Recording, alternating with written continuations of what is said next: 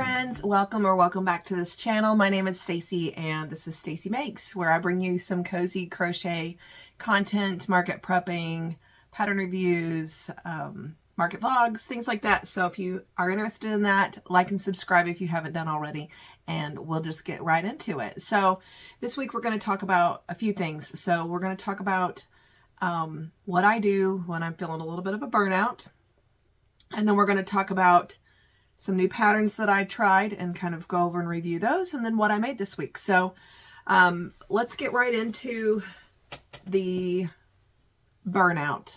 So before I get started on that part, actually, I'm going to try to edit as little as possible. So we'll see how this goes.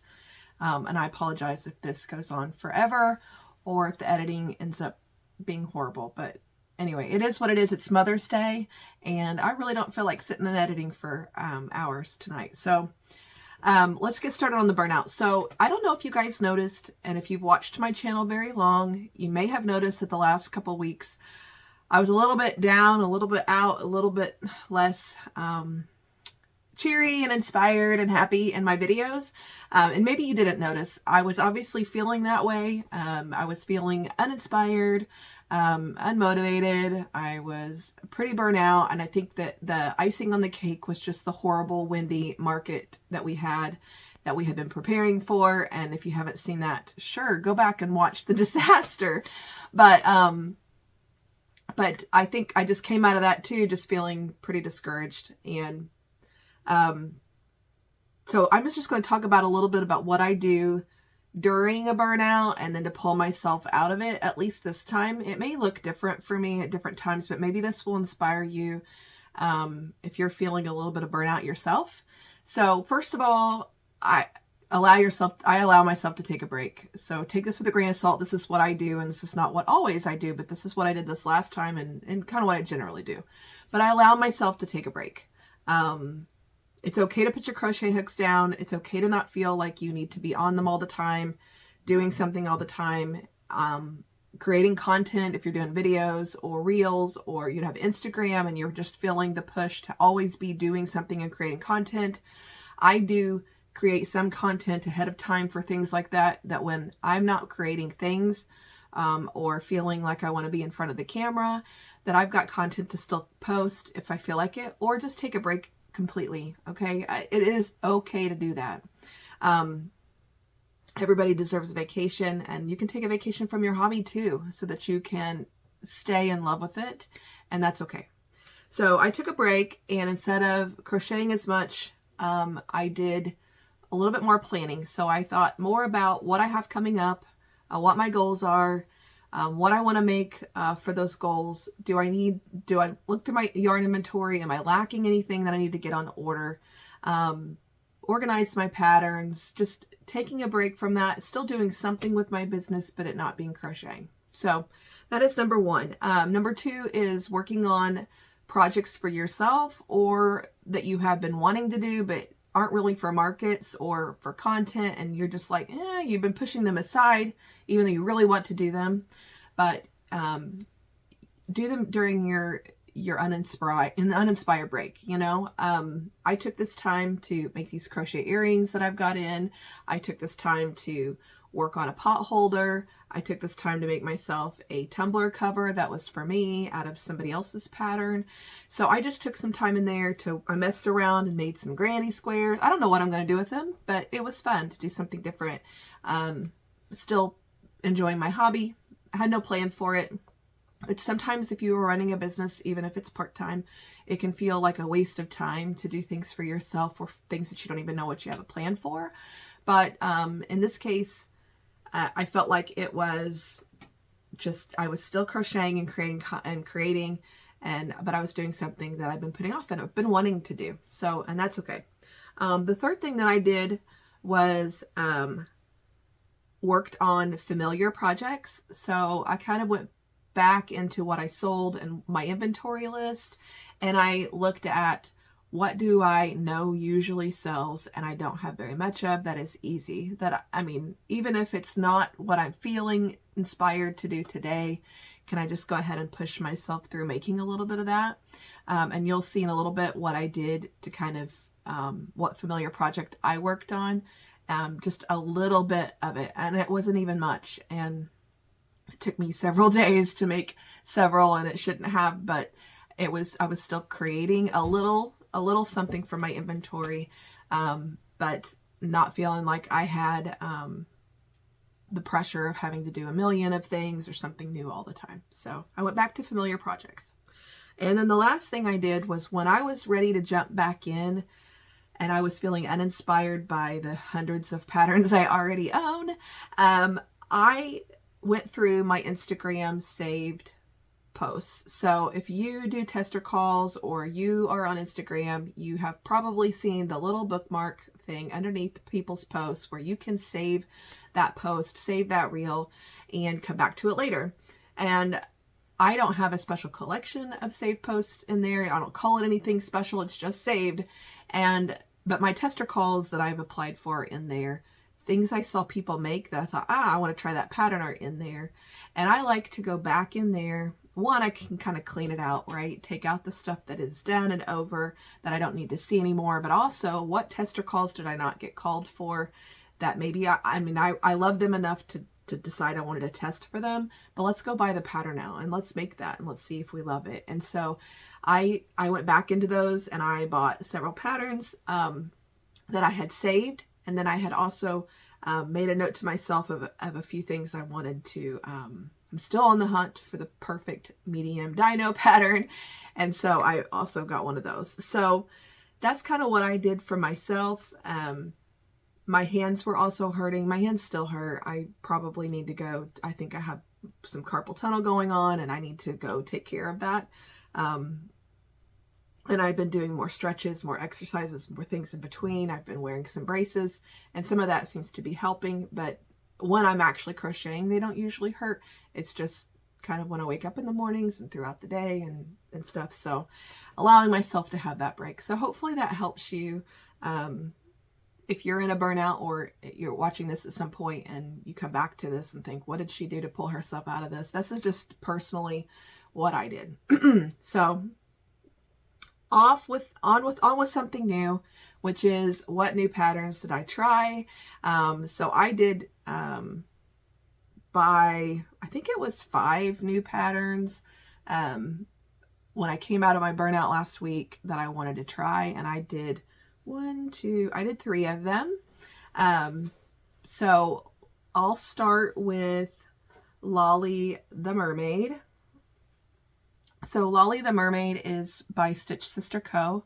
I was watching Back to Eden Crochet, which her name's Casey. She was making these and I thought those are cute, and they looked a little smaller than my Madeline Mako Mermaid, and just a little bit different take on the bottom fins, which there's options for these.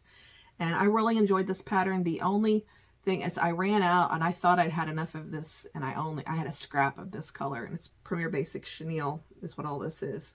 And I thought I had enough of it, and I did not. And so when I got up to here, I grabbed the closest thing I had, which was Sand, Burnett Blanket Sand, which is a different yarn, and totally, I thought, well, maybe it'll just look like her hair's pulled up and this is her ponytail. I don't know. So you can kind of see the brown fail there. And all I did was put a little bit of a mark here, kind of as a nose, but I decided not to do any eyes or anything because of the weird brown break, especially. I didn't really change anything else on this pattern outside of, I only did the single crochet increases on half of these, and then the other half I did straight. And then when I got done with the hair, I pinned, I used my finish off yarn, and I pinned back these pieces to kind of create this lift right here, and cover up kind of the top hole and things on the top. So this is Lolly the Mermaid. I will be making more of these, but I got to like here, and then because I didn't have a solid color change, I was like, I don't know if I want to continue, but I went ahead and continued anyway, and I finished her off, but I definitely want to try some more. So this is a really cute, fast pattern. I really enjoyed it. It's a paid pattern on Etsy if you want to look for it. It's by Stitch Sister Co. Okay, another pattern that I tried this week that was new. It was another Dino pattern. It was not in my saved post. I had never seen anybody make this pattern before. I just ran across it while perusing through Etsy patterns looking for a Dino. And that is the Tiny Terror Dino pattern by the Prickly Stitch. So I finished this last night. I knew when I bought this pattern that there was going to be lots of sewing pieces onto this thing. And I guess I knew that it wasn't going to be the solution probably for my medium size. I need a $20 to $25 Dino, something that takes me an hour. It can have sewing, but something that takes me an hour, it's a decent size that I can charge $20 to $25 for. So I think I'm going to go back to my Madeline Mako Dino pattern and see if I can't now pull that off. I think I tried it very early on in my crochet plushie learning, and I was frustrated by it, but now that I've done so many, I think I can maybe go back to it. But this was a beautiful pattern, by the way. I would say that it is not beginner friendly because of all of the sewing and because there is not a ton of detail in it about where to place these, how to place them. That's the main thing, really, is that there is 2 arms, 2 legs, a nose, and a tail. The head and the body is all one piece. And then, I mean, it took me 20 minutes just to sew this thing together. And I didn't do the spikes the way she had them. She had you make 10 spikes separately and then crochet the spikes on. They were flat, but I decided just to surface crochet these to save myself some time. I think he's cute. I love that his head's oversized and he does sit. Like if I had a surface to sit him on, he does sit. He's really cute. Put some blue holographic eyes on him. Pattern clarity for me was great because I looked at the pictures and I figured out how to sew him together. And I figured out, you know, anything that I had a question on, I was able to look at the pattern and with my experience to work them out. I would say that pattern clarity for a beginner, it may need some work, which it does say, I think that it's an intermediate pattern. So anyway, this is super cute. The outcome is amazing, right? I mean, I talk about clarity, outcome, and marketability. Clarity was great for me, maybe not for a beginner. Outcome is super cute. I really, really like the outcome. Marketability, because it took me about 20 minutes to make all of the pieces. And then it took me probably, excuse me, it probably took me 40, maybe 35, but to make the body, there's lots of rounds of single crochets here. And then it took me a good 20 to sew everything on. And then I had to single crochet or surface crochet these spikes still. He definitely took me over an hour and a half. Sorry, excuse me. But definitely worth the outcome. I just don't know the size, if I can charge what I need to. I did write down that I'm going to try to price them at $35, which for an hour and a half project is not, it's not bad. I do 15 to 20 an hour plus materials is how I decide what my pricing is going to be. And then if I can't charge that and feel like it's going to sell, I don't make it for markets, or I leave it at that price and I just carry it around with me.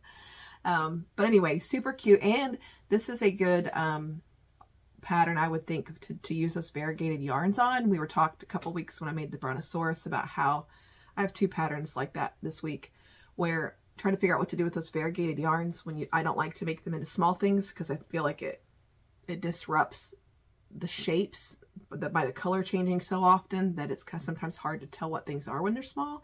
So I like to use variegated things on larger things. And I just thought this was a great use for that, because you can still very much tell what he is, and then the solid spikes brought him all together. I've been holding on to this yarn for a long time. I didn't even use a full skein, and this was yarn I got on sale too. So I mean, I think maybe I have $4 or $5, maybe $5 or $6 once you count all of my polyfill and my eyes, and actual materials. So you take my hour and a half and my $5 or $6, 35 should be fair. So super cute pattern. I would recommend this if you are not a beginner and if you like sewing pieces. So super, super cute. So that's pattern number 2 that was new. And then my last one that is brand new. If you saw my reel, I could not wait to show you guys this pattern. I mean, I'm in love with it. It is just something I've not made before. It is unique. And that is this Chompers, the crocodile / alligator, pattern by Kay's Crochet Critters. Sorry. This is the first one that I made, which is another pattern I used a variegated yarn on because he is large. I felt like that just made sense here. This is Burnout Blankets tie-dye-ish. So this is Chomper's and Burnout Blanket by Kay's Crochet Critters. I did tie myself, and he is no-sew, by the way. You make the legs, feet, whatever you want to call them. You make all 4 of those, and you crochet them into the round as you're working. The eye bumps are worked into an opening that you leave, and then you surface crochet the spikes on. But I think this worked out really well in this tie-dye-ish green from Burnett in this. And I love his nostrils, how they stick up. You do a front loop only, and then you do a back loop behind it to kind of leave the nostrils out by themselves. These little eye bumps are super cute. He's got a great shape to him. The little feet, if you can see them, have little toes on them. There's 3 on each one.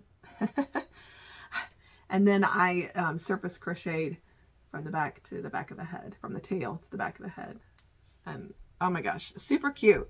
So pattern clarity was great. I had 0 issues reading this pattern. I did not question myself ever, but I've done all of the techniques that are in this pattern before. So if you are a beginner, you might have issues with maybe the eye bumps coming back in and joining in a gap, or crocheting things like parts like these toes and then leaving them out. When you go back around, you skip them and kind of pull them to the outside. So if that's something that you've not done before, you may have a hard time with that. But again, I've done so many patterns that I've done about every technique, I feel like, under the sun at this point. And anyway, I timed this, took me 4 minutes for each foot, so 16 minutes there total to finish spikes and everything, and sew the feet in and get the eyes on, do the eye bumps, and everything was right at an hour and a half. So I'm going to do 35 on this guy as well. Same price as the Dino. You see the size comparison. Same amount of effort. Well, the other one had lots more sewing. This one's no sew. But I'm going to do 35 for him. But I enjoyed this pattern. I think he's marketable. I think this is a great thing to have for any kid, but maybe especially a boy who does. It's just a good alternative, non-girly pattern. So super, super cute. So clarity was great. Outcome is so cute, and marketability, I think it's going to be marketable. I think I will get even faster making these. I did make a second one, and not this one. I used size 7 yarn. You can tell he is a lot bigger. So this is Burnett. This is Sweet Snuggles, not the light, size 7 jumbo yarn. He's got, I think these are 30, I think these are 23 millimeters, and these are 28 or 30. I'll have to look it up. But just, I really, really enjoyed this pattern, and I had to make another one. Now, size 7 jumbo yarn does hurt my wrist more, my hands more. It's just a different, more rotating in the yarn to get around. It seems like it works my arm more. But I needed to make him in a size 7, so super cute. I'm going to do 35 for the Burnett, and I'm going to do 40 for this one. It took the same amount of time, but this one almost used a full skein of Sweet Snuggles, and obviously more polyfill and larger eyes. So I figure even though he took me the same amount of time, he did have more materials, and that'll justify this cost. So I highly recommend this pattern too. I didn't try any patterns this week that I wouldn't recommend anybody. So that's my all my new patterns for this week. And so we talked about making things that you were familiar with, or that I looked back at my inventory and I thought, what sold that I'd need one of? And so I came back to Mom Stitchetti's Snuggle Lamb pattern. I made it once before and I really enjoyed it. And then I sold him at the first market I took him to, so I didn't have one anymore. I don't know that I'm going to make a bunch of these, but I'd like to have one at every show to see if I can sell just one at every show. I am going to do 36 on this guy. He is no sew outside of sewing the ears on. I went for a different colorway than I did last time. I did cream and browns last time, I think. But you do make the legs, arms, legs, whatever. They're legs for the lamb. And then you make the tail and you crochet all that into the round. This is all one piece. And then you come back and do the ears and you embroider the little nose shape on. It's got little dark glitter eyes, super cute. I mean, it's just like little snuggle size. It's just a little baby butt. So super cute. I'm going to do 36 for this one. So I made that this week and it was familiar, and it was just, I had followed the pattern before, but I was going to make something big, and I made the arms one night and then I came back the next night and I did the body. So, and then another thing I did that was familiar was Tofu The Turtles. I only had, I think I may have 2 or 3 left in my inventory, but I feel like they always sell. And I got in the Premier Parfait Chunky limited edition colors. And I really, if you saw my live last week, I was really excited about the green, the seaweed salad green, because it is just a grass green. And Premier Parfait Chunky hadn't had a grass green before. It had a key lime, it had a neon lime, it had like a sagey color that I'd had before, but not just a grass green. They came out in grass green in the Just Chanel, but they hadn't had it in the Premier Parfait Chunky yet. And I think that after they do the limited edition drop, that they should probably add it to their normal line. But I also went ahead and ordered some of the other limited edition colors because they were limited edition, and I was afraid that I would need them at some point and, not have them. So I got one. But anyway, so this is the green I'm talking about. So I made 5 green turtle heads, and then I came back and finished all of the shells. So I have blue. This is seaweed salad. This is rock candy. This is their limited edition carrot. This is their limited edition acai. I say acai berry, and everyone's like, that's not right. But anyway, it's purple. This is the original green. I think it's key lime. And then this is black pom-pom. So I made 5 tofus this week. So I made 5 tofu to the turtles. Just like I said, it was just kind of like a get me back in the groove, making something I knew would sell. I'm not normally a batch maker, but I just needed a break from what I normally do. And so this was good for my brain. They worked up quickly. And so I sell these for $12.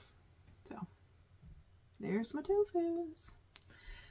Okay, so that is all I did this week. And it's okay to be proud of that if it is. I think if you watched all of my videos so far, you will see that at the beginning of all of these videos, I was coming out of Christmas, market prepping like crazy, did not have a ton of inventory. And because we had just come off with all the holidays, and I was in some weeks making $300 to $350 of inventory a week, and I work full time. So, which I felt like that was a lot, and it is, and it's sustainable if it's something that you don't have plans, you don't have things going on with your kids, or you don't have, events you have to go to. And, so last week I made $216 worth of stuff. And, this week I made $222. I didn't think that was bad. I did 5 small things, 1 medium sized thing, and 3 large things, and 1 jumbo thing. If you saw before, I have price categories that I make things into. So that is my burnout cure, my new patterns I tried this week, and everything else I made this week, which is not a lot, and that's okay. So if you guys enjoyed this content, please like this video. And also subscribe if you want to not miss content from me in the future. I do a video every week. I usually release on Sundays in the evenings, afternoon to evenings, about what I made that week. And then sometimes I do a little bonus video, and every once in a while I'll do a little live. And so if you subscribe, you'll get notified of those things. And that does not cost you anything to subscribe. I'm not talking about a membership. I'm just talking about subscribing to the channel so that you get notifications. So I think that's all for this week.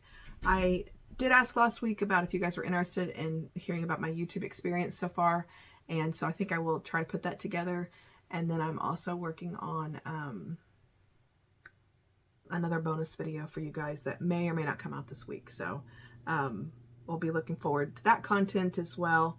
Let me know down in the comments what your favorite pattern was that I made this week, or if you have any questions, comments in general. I love to interact down in the comments. I try to get back to everybody always.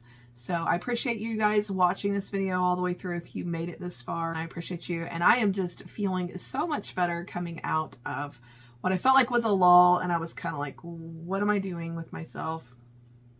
And I am feeling so much more inspired, ready to jump back in. And I may or may not hit another wall this week. Who knows? Sometimes that happens. But I am glad to feel a little bit more present and inspired and motivated, and hopefully you guys are too. And if not, that's okay. Listen to my advice or find out what works for you, and take breaks. And my next market is next Saturday on the 18th. It is just a small local market, so next week I should have a market breakdown and vlog for you guys. Depending on how that goes. It's not a huge thing. I usually sell a couple $100 worth, and I probably won't take every bit of inventory I have because it's not a huge setup or a huge market. It's a lot to take everything, so we'll kind of do a reduced setup probably, and take a smaller amount, leave some things here, and when we go to that market next week. So I do have that going on, and the next one is in June. So we will talk to you guys next week. Have a great week. Happy crocheting. I hope that you guys have enjoyed your week, and that's it. That's all I gotta say. I don't know what else to say about it. So happy crocheting, friends, and we will talk to you next week. See you.